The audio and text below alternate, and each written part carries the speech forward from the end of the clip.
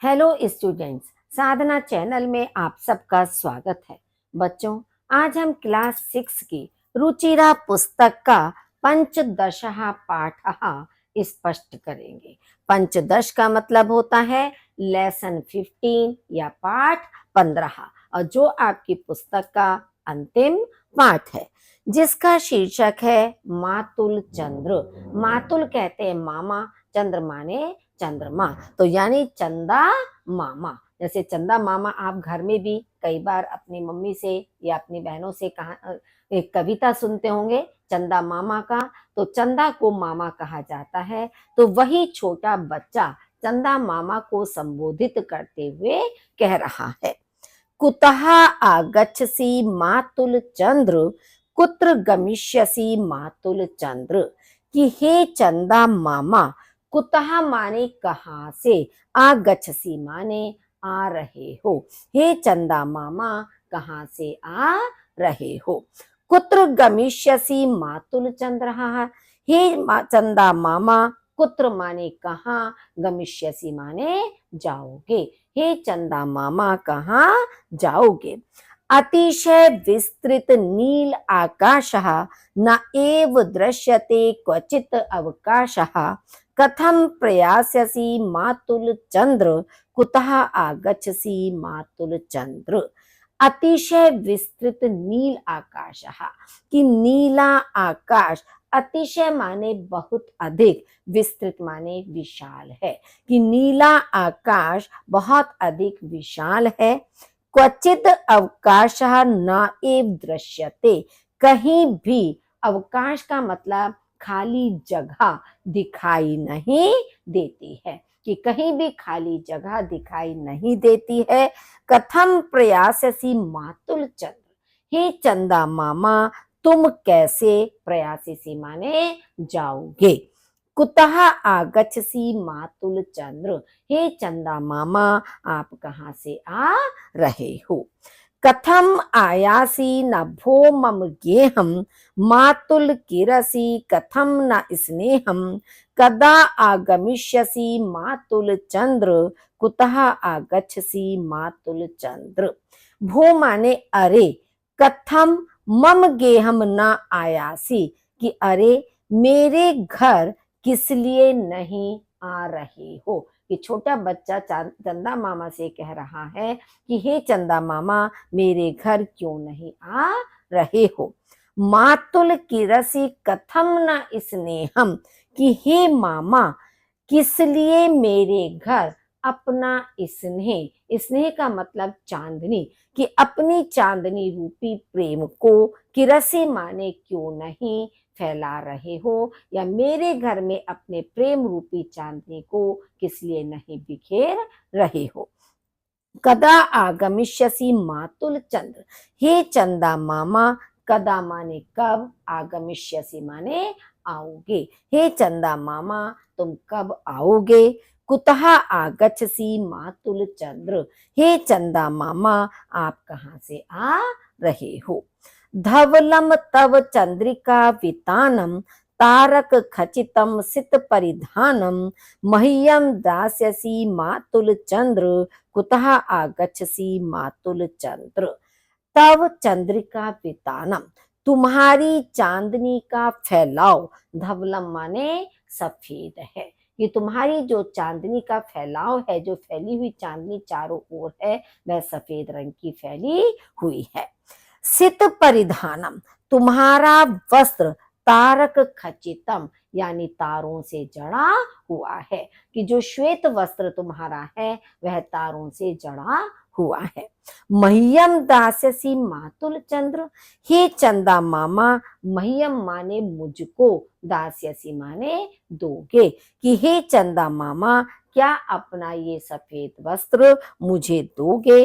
कुतः आगच्छसि मातुल चंद्र, हे चंदा मामा, आप कहाँ से आ रहे हो। त्वरितम एहि माम श्राव्य गीतिम, प्रिय मातुल वर्धय मे प्रीतिम।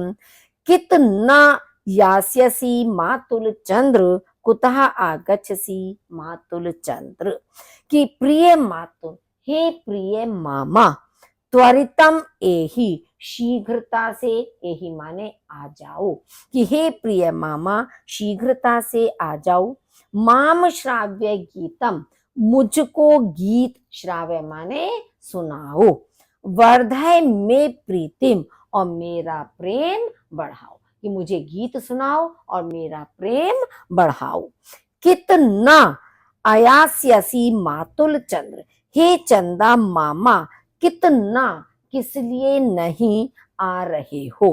कुतः आगच्छसी मातुल चंद्र, हे चंदा मामा कुतः माने कहाँ से आ रहे हो। तो ये छोटा बच्चा अपने चंदा मामा को संबोधित करते हुए अपने मन की भावनाओं को, विचारों को अभिव्यक्त कर रहा है। तो अब देखिए इसका अभ्यास कार्य। पद्यांशान योजत, पद्य के अंशों को जोड़िए। जैसे मातुल किरसी कथम ना स्नेहम, कि हे मामा तुम अपने प्रेम को क्यों नहीं बिखेर रहे हो। तारक खचितम सित परिधानम, तुम्हारा सफेद परिधान तारों से जड़ा हुआ है। त्वरितम एहि माम श्राव्य गीतिम, शीघ्रता से आ जाओ और मुझे गीत सुनाओ। अतिशय विस्तृत नील आकाश, नीला आकाश अत्यधिक विस्तृत है। धवलम तव चंद्रिका वितानम, तुम्हारी चांदनी का फैलाव, धवलम माने श्वेत है या सफेद है। नेक्स्ट है पद्यांशेषु रिक्त स्थानानि पूर्यत, पद्यांश के अंशों में रिक्त स्थान पूरे कीजिए। जैसे प्रिय मातुल वर्धय में प्रीतिम, कि हे प्रिय मामा मेरा प्रेम, वर्धय माने बढ़ाओ। कथम प्रयास्यसी मातुल चंद्र, हे चंदा मामा आप कैसे जाओगे। न एव दृश्यते क्वचित अवकाशः, कहीं भी खाली स्थान दिखाई नहीं देता है। मह्यम दास्यसी मातुल चंद्र, हे चंदा मामा मुझे दोगे।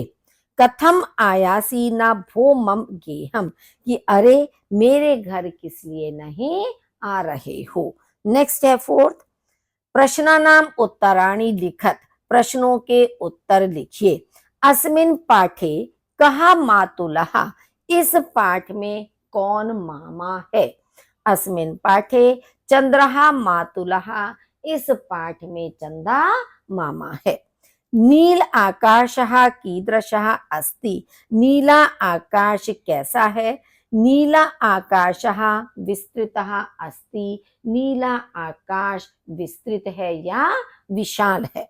मातुल चंद्रः किम न किरति, चंदा मामा क्या नहीं फैला रहा है या क्या नहीं बिखेर रहा है। मातुल चंद्रः स्नेहम न किरति, चंदा मामा प्रेम नहीं बिखेर रहा है। किम श्रावयितुम शिशु चंद्रम कथ्यति, क्या सुनने के लिए बच्चा चंद्रमा से कहता है। गीतिम श्रावयितुम शिशु चंद्रम कथ्यति, गीत सुनने के लिए बच्चा चंद्रमा से कहता है। चंद्रस्य सित परिधानम कथम अस्ति, चंद्रमा का सफेद वस्त्र कैसा है। चंद्रस्य सित परिधानम तारक खचितम अस्ति, चंद्रमा का सफेद परिधान तारों से जड़ा हुआ है। फिफ्थ है उदाहरण अनुसारम निम्नलिखित पदानि संबोधने परिवर्तियत, कि उदाहरण के अनुसार निम्नलिखित पदों को संबोधन में परिवर्तित कीजिए। कि संबोधन का मतलब जैसे होता है ना विस्मयादि बोधक चिन्ह का प्रयोग करते हुए संबोधन में परिवर्तित करना है। जैसे एग्जाम्पल दिया है चंद्रहा, तो चंद्र, चंद्र के आगे हमें विस्मयादि बोधक चिन्ह का प्रयोग करना है। तो इसी तरह से शिष्यहा, शिष्य हो जाएगा। गोपालहा, गोपाल, कि इनके आगे प्रश्न आपका संबोधन चिन्ह लगा है। तो ये तो आपके आकारांत थे। अब आप देखेंगे बालिका, बालिका स्त्रीलिंग हो गया, आकारांत हो गया, तो आकारांत में हमारा बालिके हो जाएगा। ऐसा नहीं कि पुल्लिंग की तरह से हम बालिका लिखकर ही विस्मयादि बोधक चिन्ह का प्रयोग कर दें, नहीं, स्त्रीलिंग में आपको बालिके करने पर ही चिन्ह का प्रयोग करना है। ऐसे ही प्रियम वदा, प्रियम वदे, लता लते हो जाएगा, तभी आपका संबोधन चिन्ह लगेगा। नेक्स्ट है मान लीजिए आपका फलम। फलम आपका नपुंसकलिंग रूप है, तो फलम का जैसे फल ये अकारांत के समान ही चलेंगे, जैसे ऊपर चंद्रमा का था फल, फिर आपका संबोधन चिन्ह, मित्रम मित्र के आगे संबोधन चिन्ह, पुस्तकम पुस्तक के आगे आपका संबोधन चिन्ह का प्रयोग होगा। अब है रवि। रवि आपका इकारांत हो गया। अकारांत इकारांत क्या होता है, जैसे रवि, रवि में छोटी ई की मात्रा लगी है तो इसको हम कहते हैं इकारांत शब्द। तो इकारांत में रवे हो जाएगा, ई की मात्रा ए में परिवर्तित हो जाएगी रवे, और फिर आपका संबोधन चिन्ह का प्रयोग होगा। इसी तरह से मुनि, मुनि का मुने हो जाएगा, कवि का कवे हो जाएगा कि ई की मात्रा ए में परिवर्तित होकर लिखा जाएगा। अब है आपका साधु। साधु उकारांत शब्द है, क्योंकि देखिए ऊ की मात्रा लगी है तो ये हमारे उकारांत रूप कहलाते हैं। तो साधु का साधो, ऊ की मात्रा और विसर्ग हटकर बन जाएगा साधो। भानु का भानो, पशु का पशु हो जाएगा कि ऊ की मात्रा ओ में परिवर्तित हो जाएगी। अब नदी, नदी ई का रांत यानी बड़ी ई की मात्रा है, पहले रवि में छोटी ई की मात्रा थी, अब नदी में ये आपकी बड़ी ई की मात्रा है, ई का रांत, और ये स्त्रीलिंग रूप है।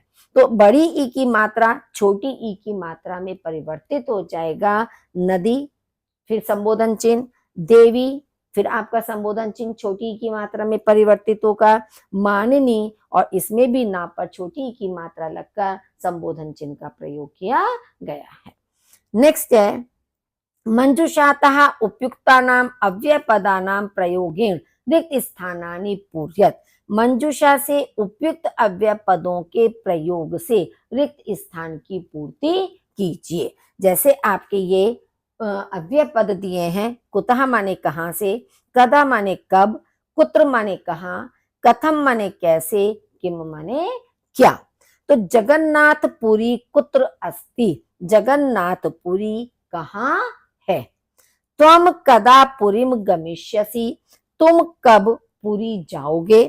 गंगा नदी कुतः प्रवहति, गंगा नदी कहाँ से बहती है। तव स्वास्थ्यम कथम अस्ति, तुम्हारा स्वास्थ्य कैसा है। वर्षा काले मयूरः किम कुर्वन्ति, वर्षा काल में मोर क्या करते हैं।